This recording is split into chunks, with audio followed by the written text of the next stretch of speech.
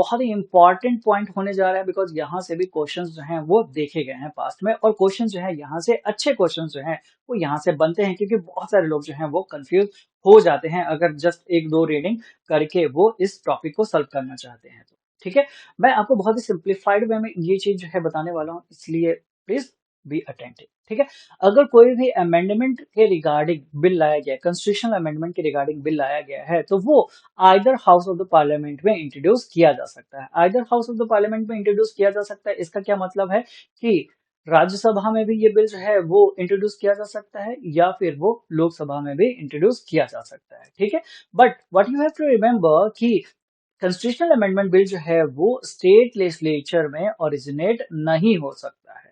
ठीक है, देन ये सवाल आ जाता है कि इसको ओरिजिनेट कौन करवाए।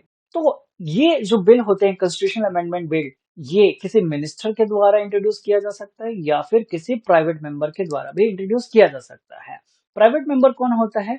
तो वो मेंबर ऑफ पार्लियामेंट जो कोई पोर्टफोलियो होल्ड नहीं कर रहे, यानी वो मिनिस्ट्री के अंदर नहीं है बट वो मेंबर है पार्लियामेंट के, तो उनको प्राइवेट मेंबर कहा जाता है। ठीक है, तो कोई अगर मिनिस्टर है वो भी कॉन्स्टिट्यूशनल अमेंडमेंट बिल को इंट्रोड्यूस करवा सकता है, या फिर जो भी मेंबर ऑफ पार्लियामेंट हैं तो वो भी कॉन्स्टिट्यूशनल अमेंडमेंट बिल को इंट्रोड्यूस करा सकते हैं पार्लियामेंट में। ठीक है, एंड इस बिल को इंट्रोड्यूस कराने के लिए प्रेसिडेंट के प्रायर परमिशन की जरूरत नहीं होती है। You have to remember. ठीक है, नॉट रिक्वायर्ड। ओके, देन ये बिल जो है दोनों सदनों के द्वारा पास होना चाहिए अलग अलग विद स्पेशल मेजोरिटी, यानी बिल अगर ओरिजिनेट हुआ लोकसभा में तो वो बिल स्पेशल मेजोरिटी से अगर पास हो जाएगा तो वो जाएगा राज्यसभा में, और राज्यसभा में भी उस बिल को स्पेशल मेजोरिटी अगर मिलेगी तो ही ये बिल जो है वो पास माना जाएगा। ठीक है, अगर वो बिल ओरिजिनेट हुआ राज्यसभा में तो राज्यसभा में स्पेशल मेजोरिटी से वो बिल पास होगा तो ही वो पहुंचेगा लोकसभा में, एंड लोकसभा में भी उस बिल को स्पेशल मेजोरिटी चाहिए होगी। ठीक है, तो सेपरेटली दोनों सदनों में स्पेशल मेजोरिटी की आवश्यकता पड़ती है।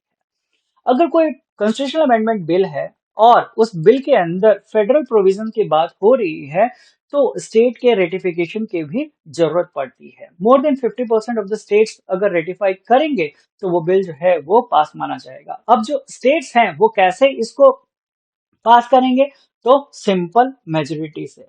आपको याद रखना है कि अगर किसी स्टेट के अंदर बाइकैमरल लेजिस्लेचर है तो वहां पे सिर्फ जो स्टेट लेजिस्लेटिव असेंबली है वही रोल प्ले करेगी, स्टेट लेजिस्लेटिव काउंसिल के पास वो बिल जो है वो नहीं भेजा जाता है। ठीक है, देन बिल अगर पास कर दिया गया और बिल अगर प्रेसिडेंट के पास पहुंचेगा तो president must give his assent to the passed bill, यानी प्रेसिडेंट जो है वीटो पावर को यूज नहीं कर सकते हैं, प्रेसिडेंट जो है रिकंसिडरेशन के लिए रिटर्न नहीं कर सकते हैं, एंड प्रेसिडेंट जो है वो मना नहीं कर सकते हैं साइन करने से कॉन्स्टिट्यूशनल अमेंडमेंट बिल के ऊपर। ठीक है, एंड ये जो प्रोविजन है ये 24th कॉन्स्टिट्यूशनल अमेंडमेंट एक्ट के द्वारा डाला गया है इंडियन कॉन्स्टिट्यूशन में। ठीक है, इसलिए प्रेसिडेंट के ऊपर ये बाइंडिंग हो जाता है कि कॉन्स्टिट्यूशनल अमेंडमेंट बिल अगर पास होकर उनके पास पहुंचा है तो उनको अपना हस्ताक्षर करना ही है, और जब प्रेसिडेंट का हस्ताक्षर हो जाएगा तो कॉन्स्टिट्यूशन के अंदर अमेंडमेंट जो है मान लिया जाता है, कर दिया जाता है, संशोधन जो है वो संविधान में